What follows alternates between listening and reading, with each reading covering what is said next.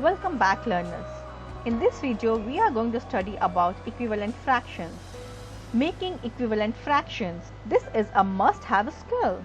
With it, you will ace your fractions problems. If you are ready for this film, then you have probably used fraction strips before. Here is a whole one. Let's fold it to make two halves. This whole is in quarters. This is in sixths. This is in eighths. And this is in tenths. Let's color up one half of it. One part out of two. Two parts out of four. Three parts out of six.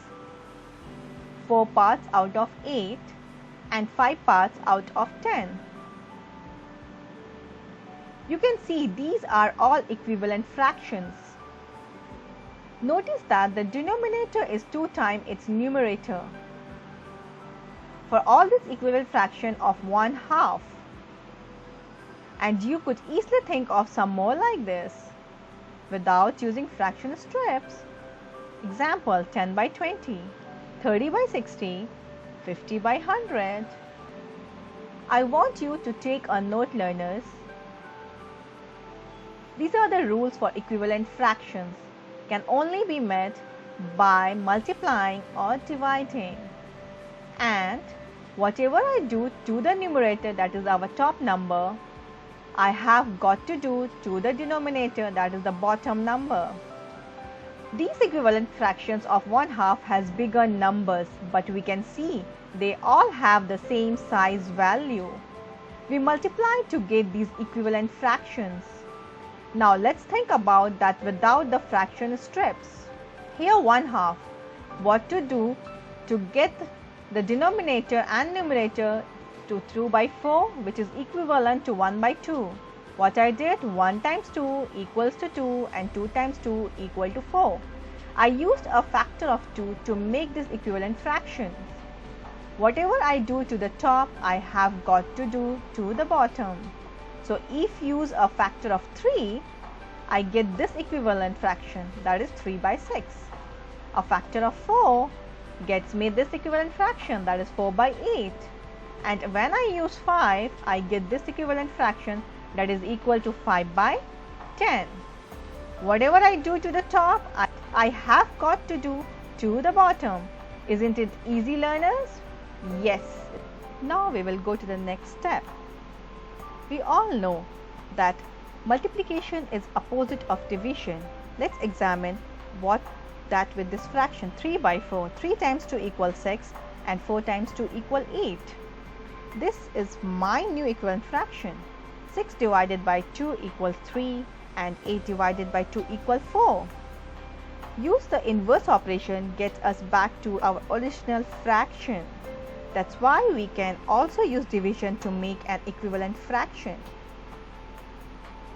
We don't change the fraction's value, we just change its scale. We use multiplication to scale the fraction up, so the value looks bigger. We use division to scale the fraction down, making the value look smaller. That's why it's called reducing fraction, because we are making it reduce.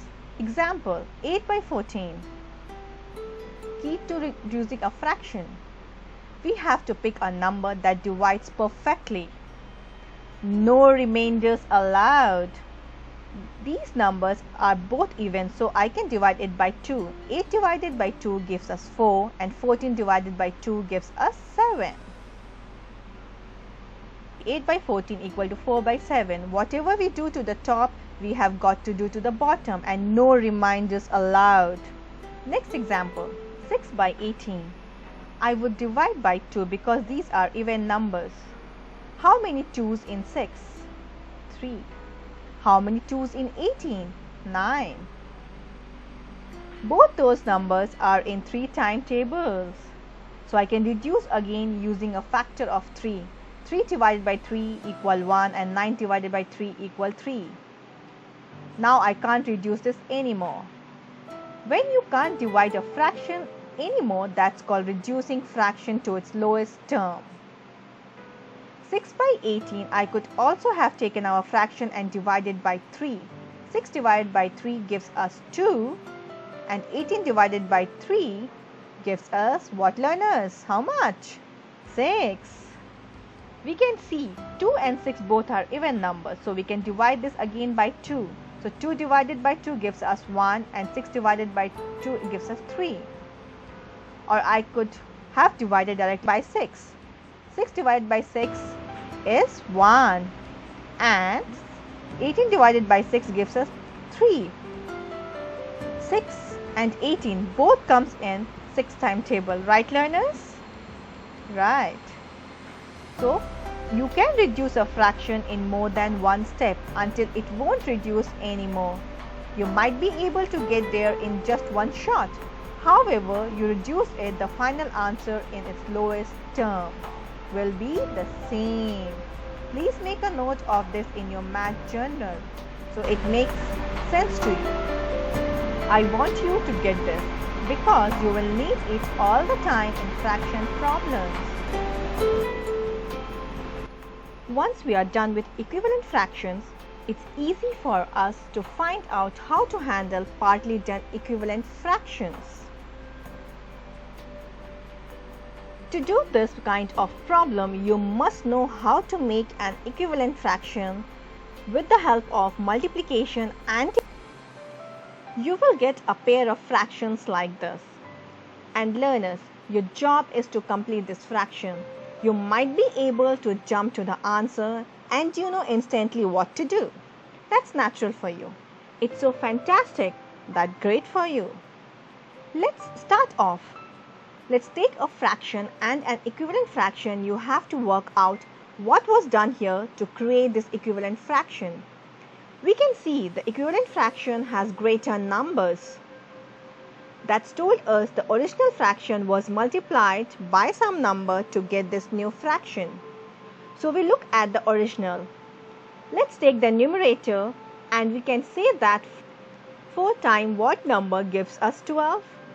If we know to run through the 4 timetable till we get the answer 12, we get 4 times 3 equals 12. The top is multiplied by 3. So the bottom 2 is multiplied by 3. 7 times 3 equals 21. That's how we got the new equivalent fraction. Now having same thinking demo, let's try one that needs finishing. Here, our unfinished fraction pair, we have two numerators, that is 7 and 35. How do we get from 7 to 35? We multiply or 7, what is 35? Run through 7 timetable until we get 35. So 7 times 5 equals 35. Whatever we do to the top, we have to do to the bottom. So 9 times 5 equals 45 and we are done. Yippee! All we are doing with this problem is applying logic. We know whatever we do to the bottom, we have got to do to the top. So we find out what was done on the finished part of the fraction and then we do to the same to the unfinished part.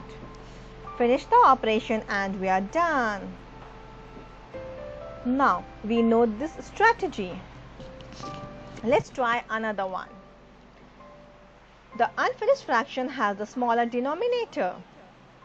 We are going from 33 to 11, reducing. So we are dividing here. 33 divided by what number gives us 11? Think about it, learners. Use the 11 timetable to find out. 3 times 11 equal to 33. We are dividing by 3. Do the same to the numerator. 9 divided by 3 gives us 3. This is how I think through this problem. It's flawless. But you have to be able to use your timetables to do it. So if you are not strong on multiplication, practice. Get strong with this. When completing any equivalent fraction, we look at the finished part. 2 numerators or 2 denominators to decide how to finish the problem. Complete the fraction. With this pair of equivalent fraction, We have both numerator and we know 3 times 5 equals 15. Whatever we do with the top number, we have to do with the bottom number. So something times 5 equal to 40. Think through the 5 time table to get the answer of 40 and you will see that 8 times 5 equal to 40. So 8 is our missing denominator. We work smaller number to the larger number we multiply. Here the larger number is on the left. This time we are going smaller. We are reducing. That's mean we are dividing. So 10 divided by something equals 5. So we know 10 divided by 2 equals 5 because we know 5 times 2 equals to 10. For the unfinished part, we might be wondering what number divided by 2 is 3.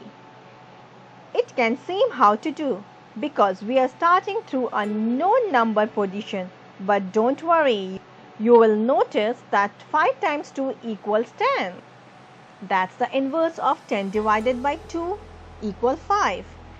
We can use the inverse of operations and we can work right to left. That's very helpful because it gives us a number to start from. If you start from the 5 and end at the 10, are multiplying. Of course, we know 5 times 2 equals 10. And we too know whatever we do to the bottom, we have got to do with the top. So 3 times 2 equals 6. The missing numerator is 6. If you work through this kind of problem from larger number to smaller number, you are dividing. Here that's mean we work from left to right. If we were moving from smaller number to larger number, means we are multiplying.